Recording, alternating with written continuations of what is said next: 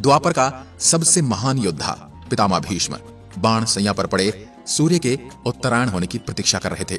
तभी उनके कानों में एक परिचित ध्वनि सुनाई दी। प्रणाम पितामह।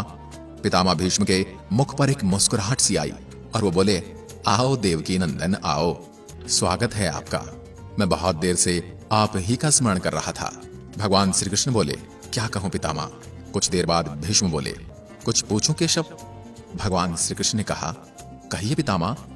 पितामह भीष्म ने कहा, आप बड़े अच्छे समय पर आए हो। संभवतः मेरे शरीर छोड़ने से पूर्व मेरे अनेक भ्रम दूर हो जाएंगे। श्री कृष्ण ने कहा, कहिए ना पितामह, कैसे भ्रम। पितामह भीष्म ने कहा, एक बात बताओ कान्हा, आप तो ईश्वर हो ना। श्री कृष्ण ने भीष्म की बात को बीच में ही काटते हुए कहा, नहीं पितामह, मैं तो आपका पुत्र हूं। भीष्म उस पीड़ा में भी हंस पड़े और बोले, कृष्ण, मैं अपने जीवन का स्वयं भी आकलन नहीं कर पाया। संभवतः नहीं जानता कि अच्छा रहा या बुरा, पर अब तो इस तरह से जा रहा हूं कृष्ण, अब तो ठगना छोड़ दो। श्री कृष्ण पितामह के थोड़ा करीब आए और उनका हाथ अपने हाथ में पकड़कर बोले, कहिए पितामह, क्या पूछना चाहते हैं आप। पितामह भीष्म बोले, वासुदेव, इस युद्ध में जो हुआ क्या वह ठीक था।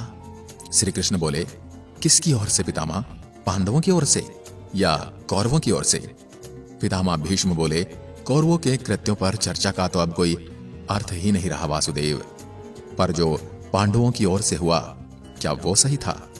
आचार्य द्रोण का वध, दुर्योधन की जंघा के नीचे प्रहार, दुशासन की छाती का चीर कर उसका वध करना, जयद्रथ के साथ जो छल हुआ, निहत्थे कर्ण पर प्रहार, ये सब ठीक था क्या।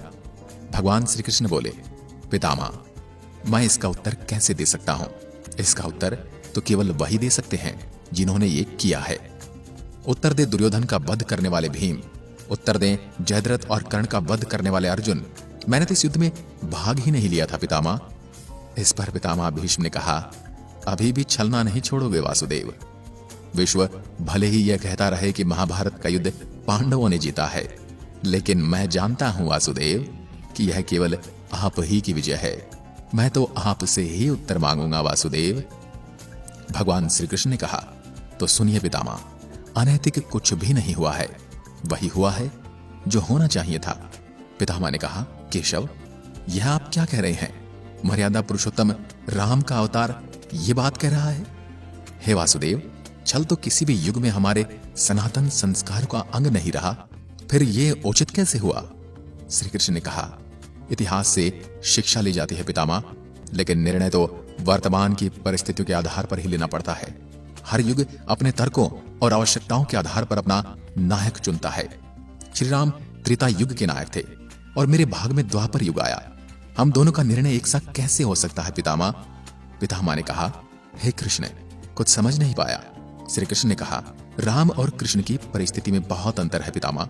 श्री राम के युग में खलनायक भी रावण जैसा शिव भक्त होता था, और उस युग में रावण के परिवार में भी विभीषण की तरह राम भक्त हुआ करते थे, और उस युग में बाली के परिवार में भी तारा जैसी विदुषी स्त्रियां और अंगद जैसे सज्जन पुत्र हुआ करते थे। उस युग में खलनायक भी धर्म का ज्ञान रखता था, इसलिए राम ने कभी छल नहीं किया। यूं कहिए कि भगवान राम को कभी छल करने की आवश्यकता ही नहीं पड़ी।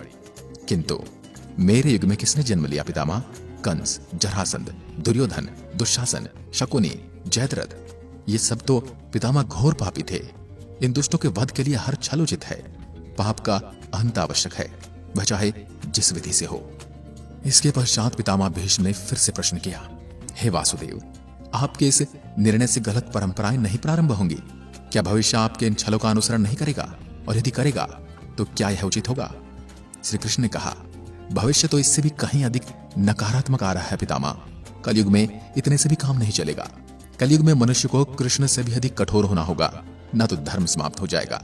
जब क्रूर और अनैतिक शक्तियां सत्य एवं धर्म का समूल नाश करने के लिए आक्रमण कर रही हों, तो नैतिकता अर्थहीन हो जाती है पितामह, अर्थहीन। तब महत्वपूर्ण होती है धर्म की विजय, केवल विजय पितामह। भविष्य को यही सीखना होगा। पितामह भीष्म ने श्री कृष्ण से फिर पूछा, केशव, क्या धर्म का नाश भी हो सकता है, और यदि धर्म का नाश होना ही है तो क्या मनुष्य इसे रोक सकता है। भगवान श्री कृष्ण ने कहा, सब कुछ ईश्वर के भरोसे छोड़कर बैठना मूर्खता होती है पितामह। ईश्वर स्वयं कुछ नहीं करता, वह तो केवल मार्गदर्शन करता है। मनुष्य को सब स्वयं करना पड़ता है। अब मुझे भी ईश्वर कहते हैं ना, लेकिन मैंने इस युद्ध में कुछ किया क्या? सब पांडवों को ही करना पड़ा। यही प्रकृति का नियम है पितामह। युद्ध के प्रथम दिन मैंने अर्जुन से यही तो कहा था और यही परम सत्य है। भगवान श्री कृष्ण की बातों को सुनकर पितामह भीष्म थोड़े संतुष्ट हो गए थे। उन्होंने धीरे धीरे अपनी आंखें बंद की। उन्होंने श्री कृष्ण से कहा, इस धरती पर यही मेरी अंतिम रात्रि है। कल संभवतः चले जाना होगा। अपने इस अभागे भक्त पर कृपा करना वासुदेव। भगवान श्री कृष्ण पितामह को प्रणाम करके लौट गए। लेकिन कुरुक्षेत्र के उस घनघोर नरसंहार से भविष्य को जीवन का सबसे बड़ा सूत्र मिल चुका था। जब जब अधर्म और असत्य धर्म और सत्य पर हावी होता है तो नैतिकता का पाठ आत्मघाती होता है। हमें ईश्वर के भरोसे नहीं बैठना चाहिए, क्योंकि ईश्वर हमारी सभी समस्याओं के लिए स्वयं नहीं आते। वे तो केवल हमारा मार्गदर्शन करते हैं। सब कुछ हमें स्वयं ही करना होता है और भगवान के भरोसे बैठे रहना तो केवल मूर्खता होती है। दोस्तों, भगवान भी उसी की सहायता करते हैं जो स्वयं अपनी सहायता करता है। ये कहावत है, हिम्मत का राम हिमाते। आज के इस वीडियो में बस इतना ही। जय हिंद, जय भारत।